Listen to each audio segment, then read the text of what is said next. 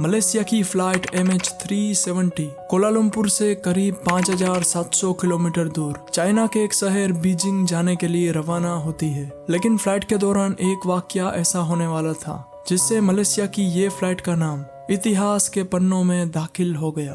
ये जहाज मलेशिया से टेक ऑफ करने के बाद अपनी मंजिल तक पहुंचा ही नहीं। आज के समय में भी ये जहाज एक मिस्ट्री बनकर रह गया है। आज तक किसी को मालूम नहीं पड़ा कि आखिरकार ये जहाज कहाँ गायब हो गया।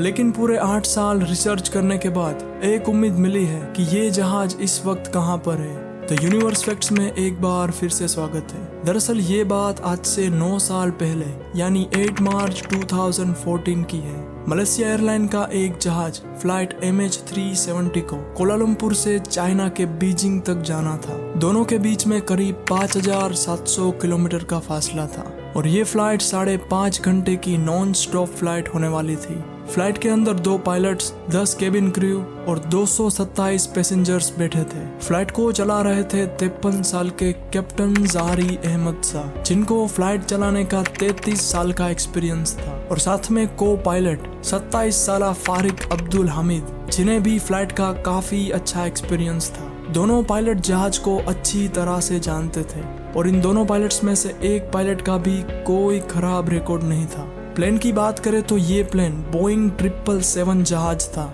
जिसके अंदर किसी भी प्रकार की कोई प्रॉब्लम नहीं थी और पहले की फ्लाइट के दौरान भी ना कोई मसला हुआ था। मलेशिया से चाइना जाने वाली ये फ्लाइट बिल्कुल नॉर्मल थी, लेकिन ये दिन फ्लाइट के लिए बिल्कुल नॉर्मल नहीं था। फ्लाइट के बीच में कोई फ्यूल से रिलेटेड मसला ना हो, इस वजह से प्लेन में जरूरत से भी ज्यादा फ्यूल डाला गया ताकि फ्लाइट अब 7 घंटे से भी ज्यादा समय तक चल सके। रात के करीब 1:45 बजे फ्लाइट MH370 टेक ऑफ करती है। टेक ऑफ के बाद भी pilot Kuala Lumpur air traffic control से डायरेक्ट कांटेक्ट में थे। टेक ऑफ के बाद पायलट ने प्लेन की डायरेक्शन सीधी साउथ चाइना सी की ओर कर दी और उसके ठीक 20 मिनट बाद प्लेन पर लगे ट्रांसपोंडर ने अपनी मौजूदा location Kuala Lumpur air traffic control tower के रडार को भेज दी। अभी तक फ्लाइट में कोई भी प्रॉब्लम नहीं थी, सब कुछ ठीक ठाक चल रहा था। वेदर एकदम क्लियर था और मौसम भी काफी अच्छा था। और इसके ठीक 10 मिनट बाद एयरप्लेन पहुंचता है वियतनामीज एयर ट्रैफिक की जुरिस्डिक्शन के अंदर और यहाँ एयर ट्रैफिक पर कांटेक्ट बनाने के बाद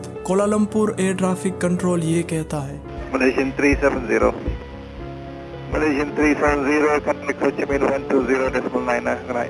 और इसके जवाब में कैप्टन ज़ारी कहते हैं, good night MS370। Good night, Malaysian 370. लेकिन किसको मालूम था कि कैप्टन ज़ारी के ये शब्द आखिरी होने वाले थे। ये वो पल था जब फ्लाइट को टेक ऑफ किए करीब 35 मिनट गुजर चुके थे। वियतनामीज एयर स्पेस के अंदर पहुंचने के बाद केवल 30 सेकंड के अंदर जहाज रडार से अचानक गायब हो जाता है और उस वक्त समय हो रहा था 1:21। नॉर्मली प्लेन जब तक बीजिंग तक नहीं पहुंचता उस दौरान उसको रास्ते में आने वाले किसी भी बड़े airport air traffic control tower के कांटेक्ट में रहना था। प्लेन के हिसाब से ये सभी स्टेप कंप्लीट करने थे, लेकिन सब कुछ जो अभी तक नॉर्मल चल रहा था उसमें अब बदलाव आने लगा। दरअसल वियतनामी एयर ट्रैफिक कंट्रोल से तो प्लेन गायब हो चुका था, लेकिन आसपास के दूसरे एयरपोर्ट के रडार से भी MH370 गायब हो चुका था। लेकिन ये बात कोलालमपुर के लिए बिल्कुल नॉर्मल थी, क्योंकि उन्होंने समझा कि MH370 अब वियतनामी एयर स्पेस में दाखिल हो गया है और शायद इसी वजह से उनके रडार से गायब हो गया। लेकिन जब वियतनामी एयर ट्रैफिक कंट्रोल के रडार से प्लेन गायब हुआ तो उनको कुछ गड़बड़ लगी। उन लोगों ने तुरंत जहाज के कैप्टन से कांटेक्ट करने की कोशिश करी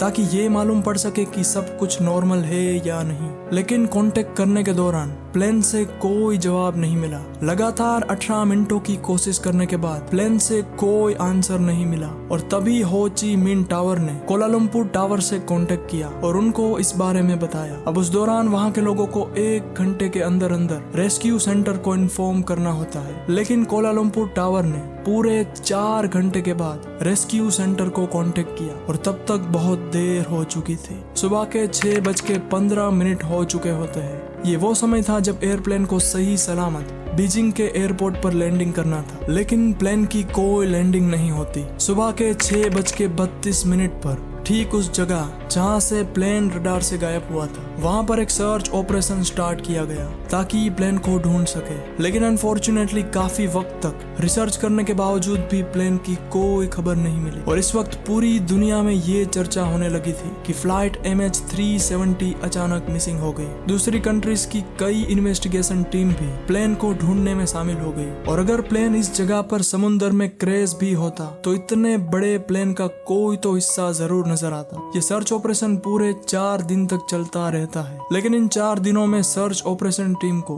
प्लेन के बारे में कुछ भी मालूम नहीं पड़ा। लेकिन फिर चौथे दिन एक उम्मीद जागी जिसने पूरी रेस्क्यू टीम को हैरान कर दिया। दरअसल उसी दिन यानी 8 मार्च को 1:21 पर एयरप्लेन जब रडार से गायब हो गया था तब वो सिविलियन रडार से गायब हुआ था, लेकिन मलेशियन मिलिट्री के एक रडार पर प्लेन करीब 1 घंटे तक दिखाई गई थी। जब रडार से प्लेन गायब हुआ था तब जहाज ने कुछ समय के लिए प्लेन की डायरेक्शन राइट कर दी और फिर उसके बाद यूं टर्न लेकर वापस मलेशिया के तरफ आगे बढ़ने लगा। करीब 30 मिनटों बाद प्लेन ने मलेशिया के एक शहर पीनेंग को पार किया। उसके बाद अपनी डायरेक्शन मलक्का स्ट्रेट की ओर कर दी। अंत में मिलिट्री रडार की जितनी रेंज थी उस दौरान एयरप्लेन को इंडियन ओशियन के ठीक इस पॉइंट पर देखा गया था, और उस वक्त रात के 2:22 हुई थी। उसके बाद प्लेन को किसी भी रडार ने डिटेक्ट नहीं किया। किसी को मालूम नहीं था कि जहाज आखिर कौन सी लोकेशन पर जाके क्रैश हुआ है। रेस्क्यू टीम अपनी ओर से पूरी कोशिश कर रहे थे, लेकिन किसी को ये बात मालूम नहीं पड़ रही थी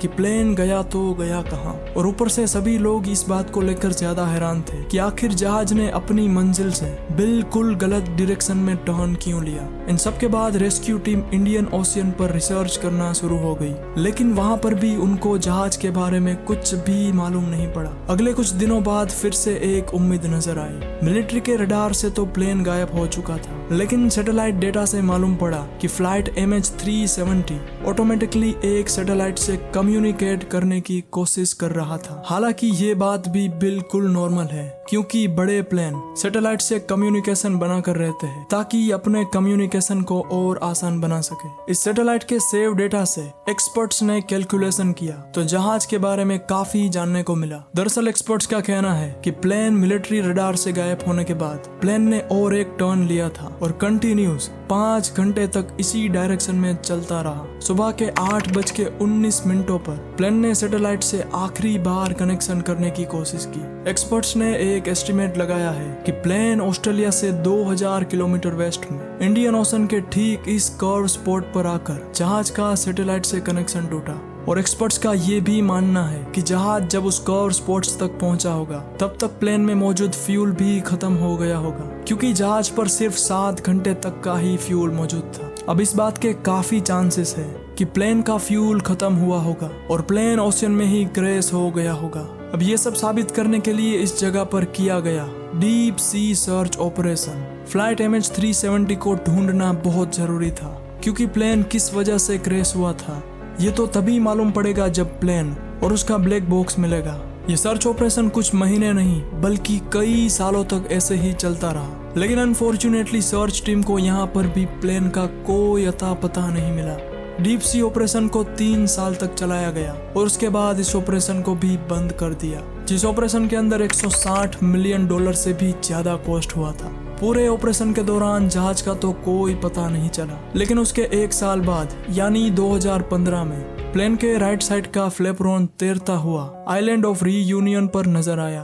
उसके बाद कई सालों तक प्लेन के कई छोटे मोटे टुकड़े नजर आए, लेकिन आज तक प्लेन या उसमें बैठे यात्रियों के बारे में कुछ भी मालूम नहीं पड़ सका। मलेशिया के इस जहाज के अंदर आखिर क्या हुआ था ये बात आज तक किसी को मालूम नहीं है। इस केस पर कई लोगों की अपनी अपनी राय है। कुछ लोग कहते कि शायद प्लेन हाईजैक हुआ होगा, या फिर कुछ लोग ये भी कहते कि पायलट बहुत डिप्रेशन में था, इस वजह से प्लेन को क्रैश कर दिया।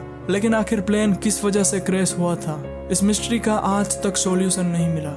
आखिर असली वजह क्या थी ये तो ब्लैक बॉक्स से ही मालूम पड़ सकता है, जो प्लेन के साथ ही इंडियन ओशन के अंदर गायब हो चुका है। लेकिन इस हादसे के 8 साल बाद यानी फरवरी 2022 में एक बार फिर से प्लेन के मिलने की उम्मीद मिली। रिचर्ड गॉडफ्रे, जो एक रिटायर्ड एरोस्पेस इंजीनियर है, वो बताते हैं कि उनको प्लेन के रहस्य का राज मिल चुका है। रिचर्ड ने रेडियो वेव टेक्नोलॉजी की मदद से कैलकुलेशन की और उसके जरिए फ्लाइट MH370 एग्जैक्ट कहां पर क्रैश हुई थी और इस वक्त कहां पर है उसकी असल लोकेशन बताई। और रिचर्ड की बताई हुई लोकेशन भी वहीं पर थी जहां पर प्लेन का सैटेलाइट से आखिरी बार कनेक्शन हुआ था, यानी इंडियन ओशियन के ठीक इस कर्व स्पॉट पर। रिचर्ड का कहना है कि ओशियन की ठीक इस जगह पर करीब 4 किलोमीटर नीचे MH370 एयरप्लेन अभी भी मौजूद है। अब इस बात पर मलेशियन अथॉरिटीज रिचर्ड के इस क्लेम को कितना सीरियस लेती है और रिचर्ड द्वारा बताई गई लोकेशन पर एक नया सर्च ऑपरेशन होगा या फिर नहीं, ये तो आने वाला समय ही बताएगा। मैं उम्मीद करता हूँ कि आपको आज का ये वीडियो बहुत पसंद आया होगा। अगर आप हमारी चैनल पर नए हैं तो चैनल को सब्सक्राइब जरूर करें। मिलते हैं अगले वीडियो में।